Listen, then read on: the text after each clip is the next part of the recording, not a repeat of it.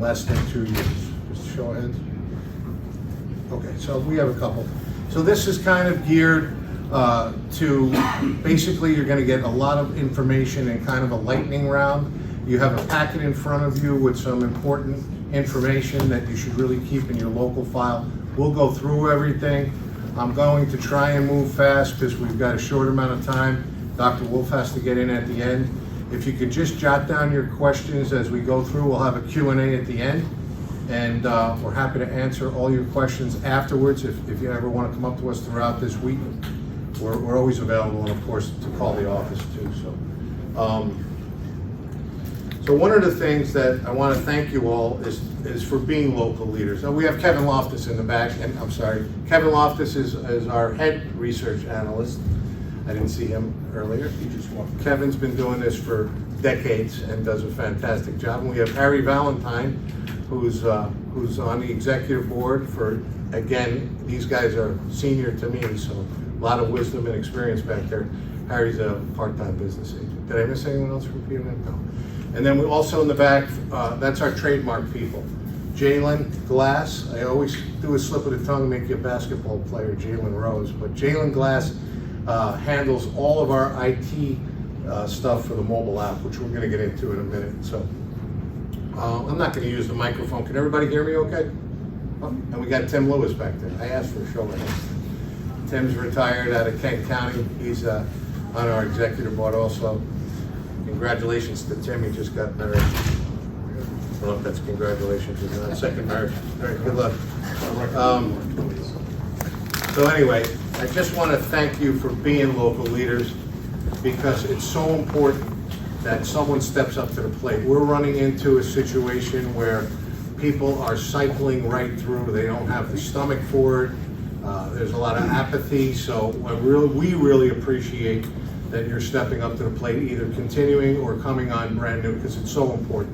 We have to protect our officers' rights now in every realm, and we're only as good as you guys are. So that constant communication with your business agent is vital, and we really want to make it seem seamless. So hopefully you'll pick up some things today as we go through the packet. Okay, the first thing I'd like to talk about is everyone should have their local bylaws established.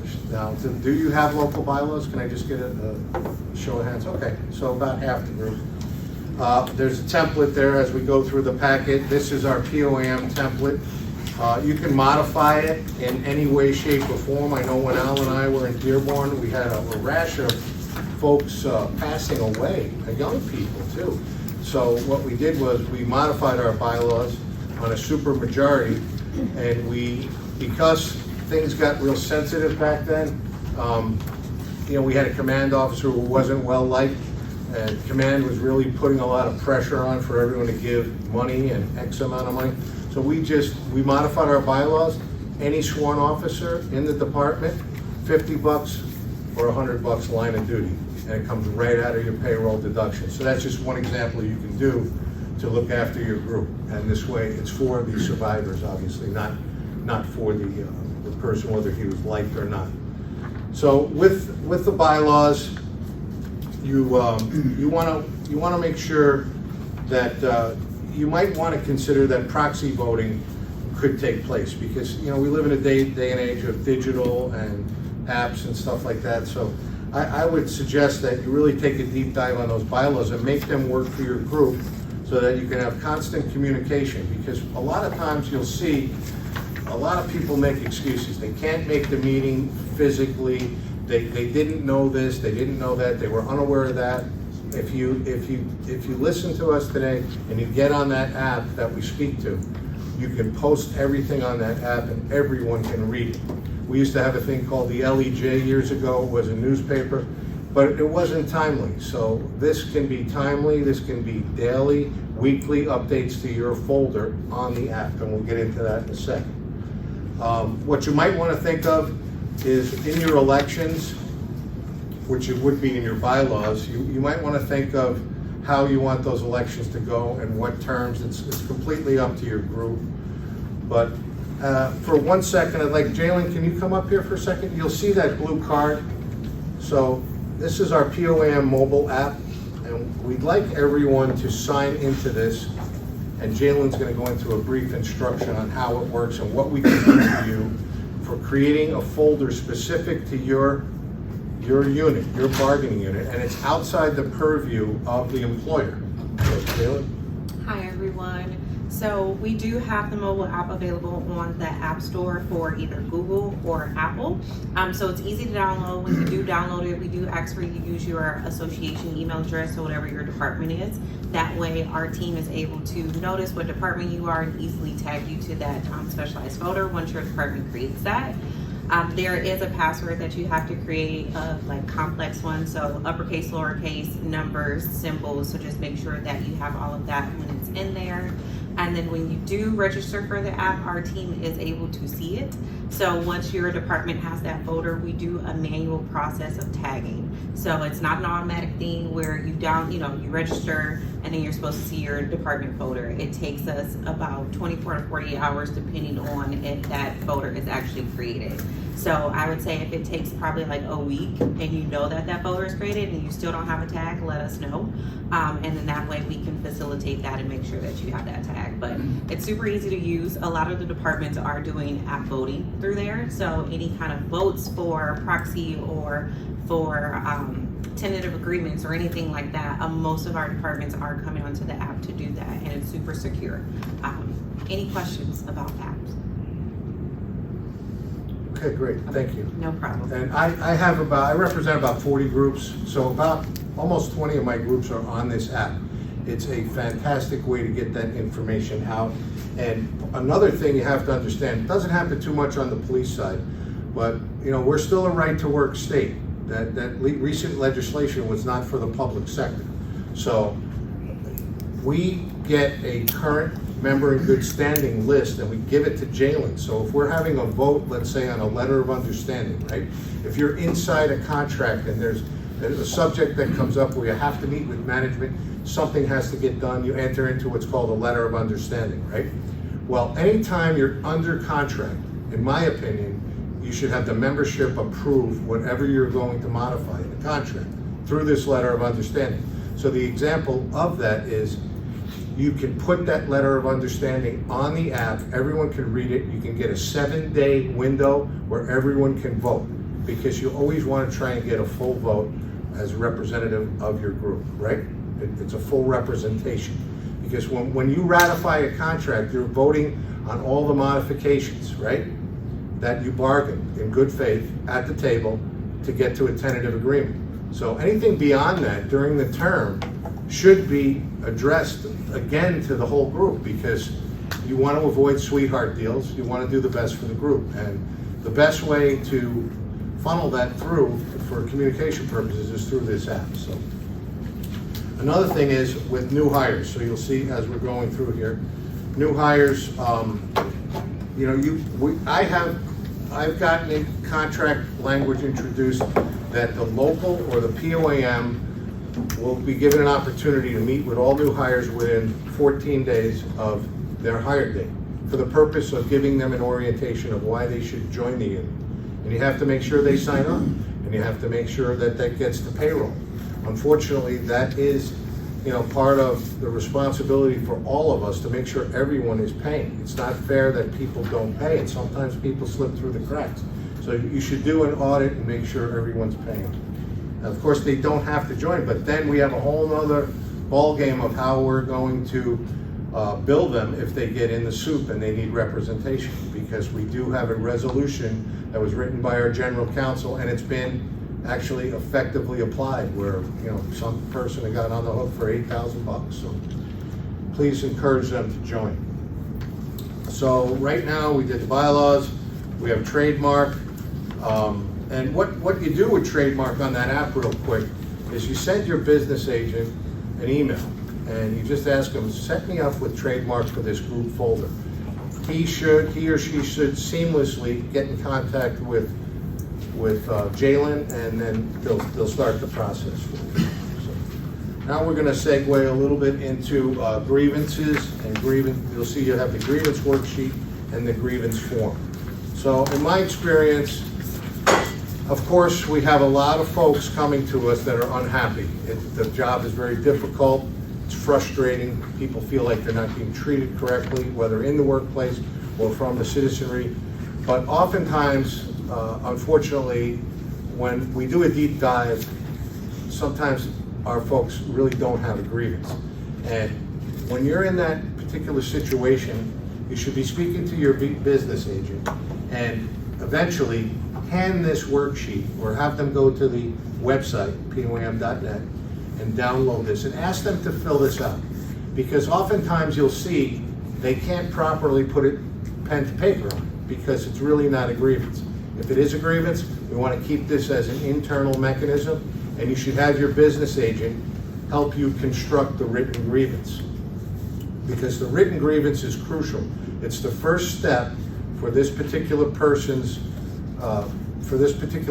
to get due process. And it's very important that we cite the contractual breach by section.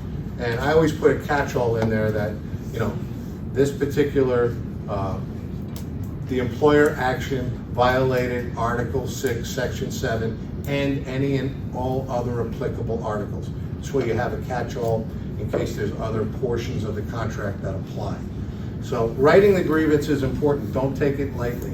Sometimes they're dismissed on its face for not being factual or processed properly in a timely manner. If you miss those timelines, everyone should know about those timelines. Those timelines are about the only way we lose grievances. Of course we lose some, but that is the majority of the way we lose grievances, by missing those timelines. You can always try and get a suspension of the timelines, but get it in writing. And also, when you're negotiating a contract, try and get language in the contract that simply says electronic communication shall suffice as proper written notice. Because in the old days, you had to send it snail mail or certified mail. Everybody's using email, so. Also, you'll see the next sheet is bullet plawicki. That is a state statute for right to know.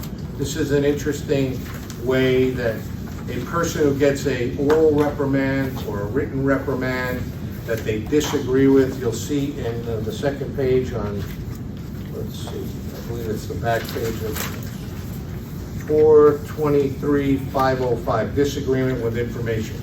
Oftentimes when I have a member come to me and they really don't want to grieve it, but they're pissed off at the employer, this is a very good way to get your side of the story attached to your personnel file. It's an excellent way. The employer has to attach it into your personnel file. You have a legal right to do so under this statute and under those guidelines. I suggest that members do this as a alternative to filing a grievance if they don't want to follow through with it. And it actually comes into play if a third party is looking at your personnel file, okay? It's kind of important.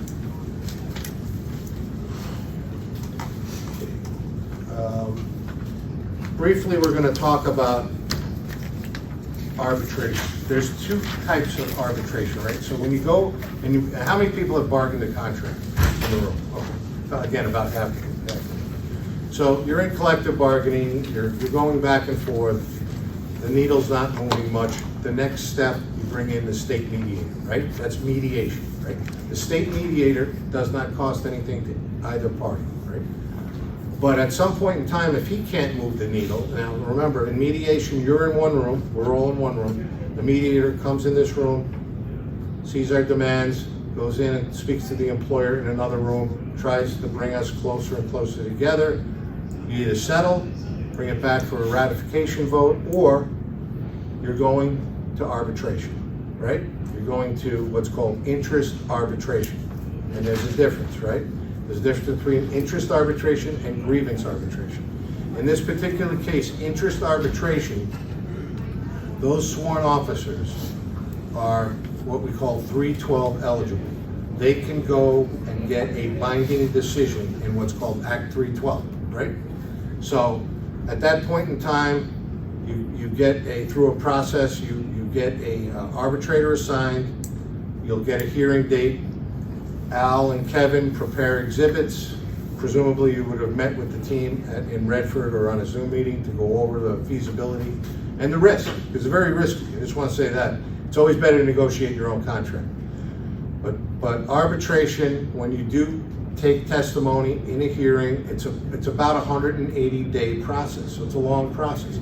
And we can ask for retroactivity in that process, meaning retroactive wages and anything else that applies as far as that. But there is the correction side. How many corrections do we have here? So corrections is at this date not 312 eligible. So they are on a different platform. They have what's called fact finding, and it's not binding. So you have to be very careful when you're in an expired contract, okay? We got the carve out in 2014 from Snyder, Governor Snyder, back in 14 for the sworn officers. Legislation is now passed through, I think, both sides, right? Or is it going to the House? Through the House, going to the Senate in the state of Michigan. We're getting closer and closer to getting corrections recognized. So hopefully that'll happen soon. So we talked about mediation, we talked about the 312 process, the grievance arbitration. So that's completely different. In this case, grievance arbitration applies in a binding fashion to corrections also. So when you have a grievance that can't get settled through the grievance procedure, remember those time limits. You got to watch those time limits. You have to progress through them. If an employer doesn't answer timely, you move it to the next step.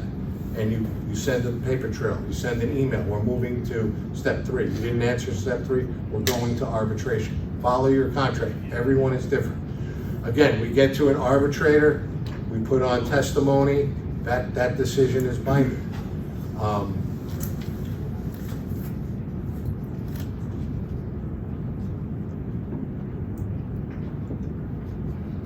Typically, on your grievance arbitration, you got discipline or breach of contract or past practice. So past practice is one of the weakest arguments that we can survive. Breach of contract could be, on the wages you weren't paid or the discipline was excessive. That's something we can manage a little better than past practice. Past practice is a very difficult one to overcome, but it can be overcome. One of the things when you're negotiating, when you first sit down at the bargaining table, you can't intelligently bargain your next contract until you know how much you're paying in healthcare, right? Does everyone understand the limits under PA 152? You might have heard that before. So there's a state statute that has limits of how much an employer can pay for each one of you folks in the whole community. So these are established numbers by the state treasurer, okay? And every year, the governing body of your community has to elect either the hard cap or the 80-20, or they can opt out. So you have to hold their feet to the fire. These are public records. If they don't elect, it defaults to the hard cap. The number for a hard cap for a family is about $21,000 for 2024. So you have to know how much you're gonna pay. So remember, the employer can pay no more than $21,000 if you're on the hard cap. Now they can try and negotiate and not pay that top number. So they get real tricky. They may try and have you pay 10% of a $20,000 plan, so that's $2,000. They haven't even reached the hard cap. So you really have to establish what you're gonna be paying for healthcare, because you really don't know where your wages are. Or you have to get a reopener so that you can bargain the wages if the healthcare starts going out of whack with increased costs. Every year, chances are they're going up, right? So you really got to be careful. You have to concentrate on what you're paying for healthcare. We talked about briefly PA 54. That is another state statute that regarding corrections, where there's 3 things that happen when you're in an expired contract. No retroactivity. Your vacation and sick time accruals freeze at whatever step you're at, and no step raises. And most importantly, when you go to the next medical plan year, the cost increase for the employer is transferred over to you until you get back under contract. It's a devastating blow. If you are corrections or you're a university officer, it's imperative that you get under contract before you expire. Okay. There's another brief little caveat I'd like to say to that for corrections, because we ran into it, and you have to be careful. In an expired contract, the arbitration process does not have to be recognized by the employer. So that is devastating too. Another reason to get under contract. Okay? So we talked about knowing your time limits. Also, know the difference between an individual and a group grievance. Because at times you may have to file what we call a class action or a group grievance if it affects the whole group. Sometimes you may get someone who's reluctant to say grieve their wages. They were supposed to get a wage increase and they don't want to grieve it. Well, you have to grieve it on behalf of the whole group, because you have to apply the contract equally and fairly to the whole group, okay? All the grievance information, everything you need is on the website. You can download all the worksheets, the grievance form, the Garrity form, but it's very important to know your CBA, know your contract, know your timelines on your step grievances, step timelines, and always get with your business agent. He or she should be assisting you in writing that grievance, or at least reviewing it before you submit it, okay? I mean, that is my opinion. I don't know that everybody operates that way. Let's see what we have next. So you have a Garrity form in here. Hopefully everyone's familiar with Garrity. I'm not going to bore you to death on it, but the two triggers are being ordered to make a statement, verbal or written, and while in conjunction with, if you do not, it will be disciplined, right? So ordered to write a statement or give an oral statement under the threat of discipline is the trigger. It's self-invoking according to our general counsel, meaning you have to tell management, I am invoking my Garrity right. We have the form, it's on, download it, fill it out, have your, and make sure you get your union rep there. You have to invoke Weingarten too. Weingarten is your right to a union rep. Anytime you think you can be disciplined, you have a right to a union rep. Now, if the employer is just going to instruct you and guarantees that no discipline can come out, technically you do not have a right to a union rep. But it's a fine line. You could be running down a rabbit hole, and the next thing you know, it can turn into discipline. So we've had a case on it before. If you feel like you could be disciplined, you're deserving of a union rep under the Weingarten statute. And an employer that would deny you that would be subject to an unfair labor practice charge by our legal team. Segue into legal.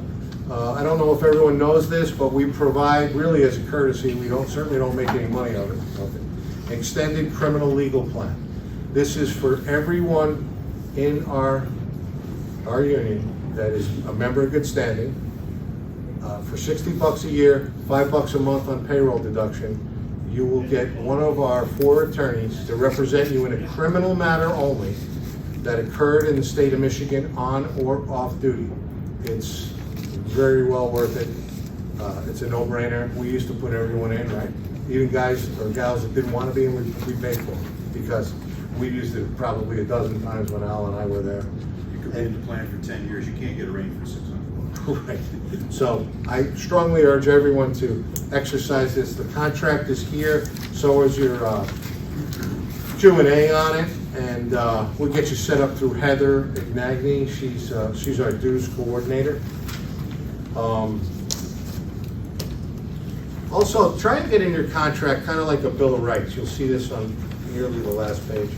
I meant to mention that I have it in there that Al and I actually got it in Dearborn years ago, about 20 years ago, when the beta tapes came out, the VCR tapes came out. Critical incident. I have it in contracts now where 48 to 72 hours, the officer will be placed on administrative paid leave and not be ordered to write a statement until then, and then get it in your contract that the officer shall be able to review all body cams to refresh their memory. Because you're in shock when you get in these shootings or stabbings, or you see some really messy stuff. And Dr. Wolf's going to talk about that shortly. So I want you to really consider that. Get this language in the contract, and employers are more and more open to it too. I've been finding lately. So Touching on a couple of miscellaneous things. I want to touch on the Law Enforcement Separation Act. This part of police reform, and it's deadly as far as your separation circumstances. If people are leaving the job through a termination, it's really forcing us to arbitrate almost every termination if you don't voluntarily resign, because there is this Law Enforcement Separation Act that requires through MCOLs the circumstances of why you left. So we can no longer repair your, so to speak, once you're charged, in your Laudermill hearing, we can no longer repair that. The cat's out of the bag usually, and you're going to be stuck with these charges and you're going to be forced to arbitrate. And the likelihood of you really wanting to go back there is slim to none, but in some cases it's your only option. So you have to be careful of that. And Giglio and Brady, obviously everyone knows what Giglio and Brady is, right? You have to be truthful. And in this day and age, they're going to crucify you if they find you. I mean, they could take a truthful statement and make it untruthful. So you have to make sure you're truthful. And God bless you working under all these circumstances now. I never had to, but it is very difficult, and they're twisting every word that you write or say. So make sure you're truthful. Don't make untruthful statements, because that's also a way we can't get your job back if you get terminated for it. Arbitrators do not look favorably on untruthfulness, okay? In your local leadership file, you should have records of all local discipline for internal comparability. You get in a car accident, they like you get an oral reprimand, you get a written reprimand. If they're like circumstances, everyone should be treated equally. If they're not, it's progressive discipline, that's a different story.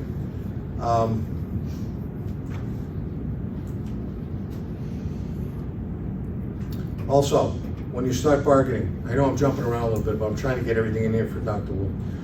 If you have LOUs, letters of understanding, letters of agreements, make sure you deal with them the first day you sit down. You either continue them as is. I prefer to get them in the contract, delete them, modify them, whatever the case may be. Make sure you get them in there. And also find out who's going to, what we call author the contract. I don't mind writing the contract. Most employers prefer to do it, but we need to have an executed contract almost as soon as possible after we ratify. We should all have an up-to-date contract. And then I also wanted to caution people on, for your membership purposes, I don't have to tell you, the lien is devastating, paper trail, you're gonna get fired, potentially, right? If you misuse the lien, I didn't even know way back when I was a cop that if you ran your own name, that's a violation. So God knows how many more violations there are. Don't run liens for your friends, obviously. I'm not telling you anything you don't know, but we see all the discipline that comes out of it. It goes from a slap on the wrist sometimes, all the way to termination, depending on the severity. I know the chief can overcome it somehow, but watch those lien violations. Please tell people, social media, keep it to your family and friends, private. Watch every little thing you say. I'm not on Facebook, I'm on Faceless Book, because my face is too big anyway. But be careful on social media. That's another paper trail of how people are getting fired, and we can't get them back. We just can't get them back. Because you know what? You do a lot of stupid shit off duty when you're drunk, right? And you're on Facebook. Now there's a whole paper trail. The media is getting involved. The thing blows up. Your whole life is ruined. And with that too, the sexting. Don't be sending pictures of your private parts to people that don't really want to see it anyway. It's just not right, and it's going to get you in trouble. And we're all no angels, but this is all stuff you have to reinforce back to the people, because it's a rough world out there. I really, really hope everybody can get to the end of their career without getting fired or hurt or screwed up in the head, and Dr. Wolf's going to come in and talk about the psychology of all of that soon. What time we got? How are we doing? We're running late? 23 minutes to it. Oh, okay. Did anyone have any questions? Yeah. Does legal planning go past to like TPOM members and stuff? Yeah, I think so, doesn't it? Yeah, it does. Any POAM, TPOAM, FAOM, or COAM member As long as they're a member of the union, they can sign up, they can enroll, they can contribute to the extended legal. They have to be a member of good standing paying dues. And We do have groups that, like small groups, I would say well over 90% of the cops are sure. If you carry a gun, drive a car, administer drugs, do something of that nature in your job, you have to be in this plan, because there's no employer that will retain a lawyer for you if you're the focus of a criminal investigation. There's no employers to do it.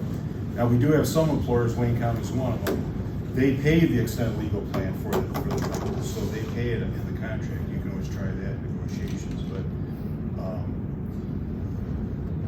on these smaller groups, when one person gets in trouble, then everyone else wants in, they enroll. It's like clockwork, but they should be in it, because you just never know. Drunk driver's the biggest one, domestic violence second biggest one, accusations, allegations of assault, that's the third biggest one. And Doug Gucci has about 28 active cases right now, so we get calls every week. no pre-existing. You have to be in it, going forward. And just so, when you bounce into us, feel free to ask us any questions. We're available all week, and any real pension questions, I'm pretty good at it, but there's the expert right there. He sits on the Dearborn pension system, and he's well-versed in all of it. And I defer, anything I don't know, I go to what I call Mr. Whoopi. I don't know if everybody remembers that Tennessee tuxedo. I'm dating myself, but Al's the man for the pensions. Very well-versed in it. So with that, Dr. Wolf. Now, Dr. Wolf is our referral to what we call the Lifeline, right? We have the number up there probably. This is for any personal problem. You're paying dues. You can access Dr. Wolf and his team for personal reasons, critical incidents. He will set you up. He's going to go through these. I'd just like to introduce him. He's been with us. He's got a wealth of information, everything from 9/11 to the airline tragedy off of I-94. He's got a great team, and we're happy to have him. Dr. Wolf. Good afternoon. Glad to have the opportunity to meet you all in person. We have a little handout in that pack of materials. So what it does is explains what is the impact of critical incidents. I've been a police psychologist for about 25 years. I worked at the Detroit PD, Wayne County Sheriff's, and then set up crisis programs with the Department of Justice, the Army, and I've been with POAM since a long, long time ago. When a critical incident happens, everybody is in sort of shock, disbelief, denial, numbness. There's tremendous uncertainty. You know, you felt you did the right thing on the streets, and now, you know, you gotta make sense out of it, individually and personally. I wanna go over what is the impact of a critical incident, because the CISD, CISM program started in the late 80s, and we've been setting them up for programs around the country. A critical incident, a line of duty critical incident, is a violent death of an officer taking a life when you shoot somebody, when they shoot you. Suicide of a fellow officer, traumatic injury, where somebody is in a crash, they get hurt, they get run over, they're helping somebody on the side of the road, a car hits them. Sometimes infant mortality, responding to multiple fatalities, particularly gruesome scenes, which would be very distressing. I mean, you know, in the course of a week, you're going to see a lot of trauma. Every once in a while, there's a terribly traumatic scene that can just overwhelm your ability to cope because you didn't process it yet. Barricaded situations that go wrong, chases resulting in injury or fatality. You put on your lights, perp takes off, goes 100 miles down the street and crashes into somebody else. And now you're saying, should I have put on my lights? You know, was this ticket worth some innocent civilian getting killed? And once these events happen, they cannot be undone. So both the department, the community, the people involved, and you have to deal with the impact of this event. Being helpless at a scene, rescue operations where people expire despite your best training and effort. And what is it that officers feel? Now, what we did was we put together data, of course, hundreds of officers around the United States, because if you haven't been involved in a critical incident, if you don't know the reactions, you don't know what somebody is thinking. You go through stages of reactions. At the scene, the first reaction is shock, disbelief, denial, and numbness. I don't believe it's real. I can't believe this guy is drawing on me. I can't believe I'm in the process of shooting him a heart. But then you go to your basic training and you try and survive in terms of what your training has been. At the scene, you're going to start pumping tremendous amount of adrenaline. It's your fight or flight reflex. Adrenaline does something to you. Physiologically, you can't control it. You start perspiring. Sometimes you get nauseous. Sometimes you throw up. Sometimes you have a dump. Because the adrenaline is trying to fine-tune your body into a perfect fighting machine so it gets rid of excess weight. That's why those of you who've been in combat, when the fight starts, a lot of soldiers, shit in their pants. It's where you get scared shitless.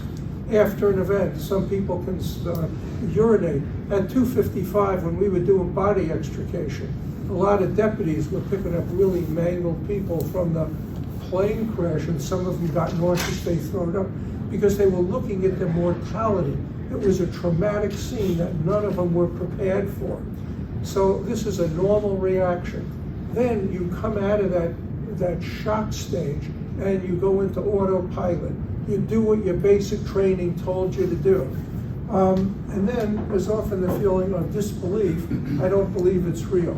A day or two later, you go into what we call the impact stage. And this doesn't have to do just line of duty. If you've been in a robbery, if you've been in a shooting, if you've been in a hurricane, these are the reactions normal people have. You're sitting there safe, and when you went into shock at the scene, you went on autopilot. You did not experience your emotions at the scene. Now when you're safe, you start replaying. I coulda, shoulda, woulda. How did this person force me to make me shoot them? Now I am an accidental killer. I took this job to save lives, not to take lives. And then there's a feeling of grief and helplessness and powerless. What's going to happen to me? What's going to be the community response? What's going to be the department response? What's going to be a lawyer's response? And what's going to be my family response? Your kid goes to school and somebody said, isn't your daddy the one who shot the guy in our community? So when we orchestrate assisting the officer, there are visible and invisible kinds of emotions we're going to try and help the person with. And after about 2 or 3 weeks, you usually want somebody to become sadder or wiser and grow through this event so that they don't get stuck, okay? Now, we did studies, and the LAPD and several Department of Justice groups did studies. What's going on in the minds of your officers after a critical incident? 58% report higher states of danger. Anger, why did this happen to happen? Why me? 49%. A lot of the officers are going to have nightmares and slideshows of the event and flashbacks. A lot want to withdraw. They're scared, they don't know what's going to happen, they want to go in their homes and be in a cave. They have anxiety, fear of future. What's going to happen to me? What's going to happen to my career? What's going to happen with the prosecutor investigation? Am I going to be suddenly pulled up 2 years later, like some of the other people are getting pulled up? They have sleep difficulties, they have flashbacks, they see the scene over and over again. If you never had flashbacks, if you were never in the military, and all of a sudden you're seeing the scene or slideshows of the scene 50 or 100 times a day, people often feel they're losing their minds, but this is the body's way of discharging the emotional intensity that was going on at the scene, but they didn't process it as emotions. Emotional numbing. They shut down their feelings because the intensity is so great. Some have feelings of depression, some have feelings of alienation. No one understands me. You now joined a club you never wanted to be into. And now you got to deal with the impact of it. Mark of Cain, I killed somebody, I never wanted to do that. Anger at the system, anger at home. you take your irritability, you yell at your kids, you yell at your significant others, and all of a sudden they try to be supportive, but you are in your head of all these fears and anxieties about the future. Some people self-medicate, they drink. Some people feel I'm losing control. You know, I'm having all these emotions I never learned about. Actually, in the academy, in the Sheriff's Academy, we were the last 3 hours of every academy class saying this may happen, these are the reactions you may see when it happens to you or your partner, this is what you do. They relive the event through intrusive memories. You're watching TV, all of a sudden the scene pops in. All of a sudden the street pops in. All of a sudden the eyes of the person you just shot appears in your head. And you have intense reactions to trigger events. Trigger events is something that was going on during the incident. It could be the sounds of your weapon going off. After every shooting, we usually have the department take the team or whoever is the scene, go back to the range, pull your weapon, shoot your weapon, because when you hear those shots again, you may relive the scene. So we want people to relive the scene at the safety of a range, so they're not going to go out on the street and suddenly freeze and say, what is this all about? Writing reports, going back there. So whenever you see these kinds of reactions, this is what's going on in their heads. And if you talk about it, they'll think you're a mind reader, when actually these are the normal reactions normal people have, where they have to redefine their identity. And there's a scared of a repetition. If I go back on the streets, will this happen again? And then I'm sad that this whole thing happened. So the officer issues, to summarize, is what are the legal consequences? Am I going to be charged? Is this going to be seen as a good shoot, a bad shoot? What's my family thinking? I don't want you to go back on the street. I almost lost you tonight. I don't want to lose you in the future. What is the media going to do? The department scrutiny and your own self-doubt. Shoulda, coulda, woulda, did I do the right thing?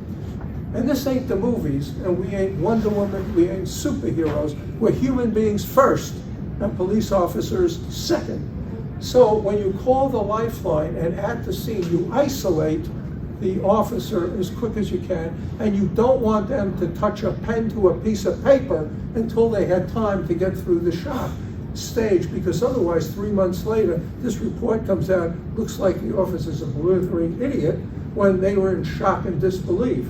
So you give them an ability to detune and get in touch with their families. Predict and prepare them for these emotions we were talking. And when you call, we give people absolute confidentiality. In other words, nobody can subpoena our records. We're not the department evaluator, and we want to give a safe haven for the person to go over these events.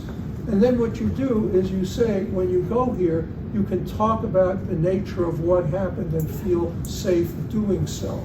Because a lot of times they want to go hide, they don't want to talk, they can't make sense out of it, and that's why we're there to guide them through this. The other thing we'll do is if an officer has been involved in a shooting, we'll pair them with another peer officer who's been in a shooting. If they've been in a chase, the chase resulted in some people getting killed, we have officers who've been through that experience so they can talk with a peer and bond. So we predict and prepare them for the kinds of reactions. We walk them through a very scary, long-term process. It's not like flipping a switch. The event is over, let's get back to work. They may be in limbo until they get a report, it was a good shoot, there's going to be no discipline, and it's very scary. The Lifeline and us are here to help them through this situation. So please have them call us. We're on call 24 hours a day. Thank you very much. Thank you, Doug. Yeah, he answers the phone when he's out of country, so. Thank you all, be safe out there.